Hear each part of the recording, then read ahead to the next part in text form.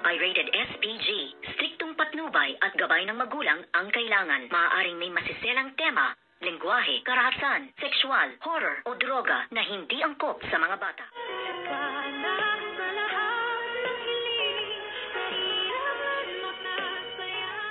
Good evening and welcome sa aking munting channel, at dito nga ay nagdaos ng isang exhibit itong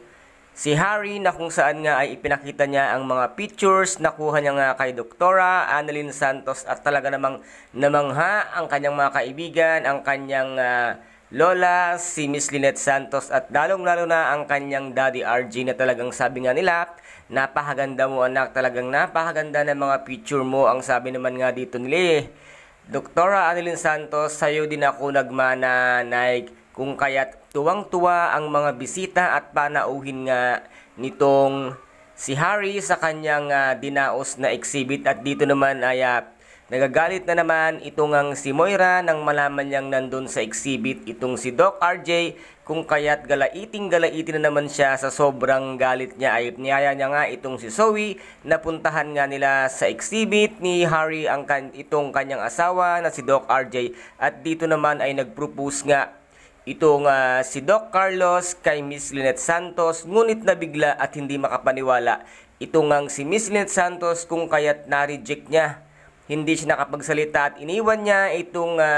si Doc Carlos na nakaluhod, na kung saan nga ay sinabi niyang will you marry me, ngunit hindi nga ito sinagot nitong si Miss Lynette Santos dahil sa pagkabiglaan niya, kung kaya't medyo naging malungkot ang pagdaraos ng exhibit nito nga si Harry, dahil nga isa pala yun sa mga plano nila ang mag-propose na itong si Doc Carlos kay Miss Lynette Santos. Kaya't nabigla nga, at dito naman ay nagtaka itong si Doktora Annalyn Santos at si Chang Susan na kung bakit anong nangyari dito nga kay Miss Lynette Santos, bakit hindi niya tinanggap ang proposal nga nitong si Doc Carlos. At dito naman ay kinausap nitong si Dr. Lindon si Doc Carlos, na sabi nga hindi sila dapat makasal ni Miss Lynette Santos dahil hindi pa siya lubos na kilala, at hindi daw papayag nga na itong si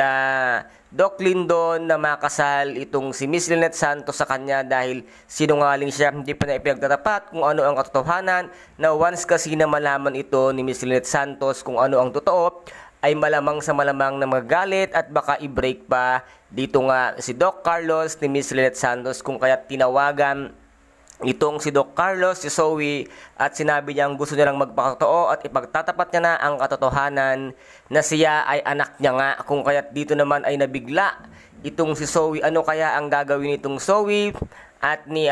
Demonyitang Moira once na inilabas na ni Doc Carlos ang katotohanan na hindi tunay na tanyag itong si Zoe, kundi isa siyang Zoe Benitez dahil anak siya ni Doc Carlos Benitez. At ito po ang ating pakaabangan dito nga sa Abot Kamay na Pangarap, na kung saan ay patindi ng patindi ang mga kaganapan at talaga namang kapanapanabik ang bawat eksena at paganda lang paganda. At kung nagustuhan po ninyo ang aking video for today, pakisubscribe na lamang po ng aking channel, pakilike and share po para maging update kayo sa lahat ng gagawin kong video. Maraming salamat, ingat, God bless and bye-bye!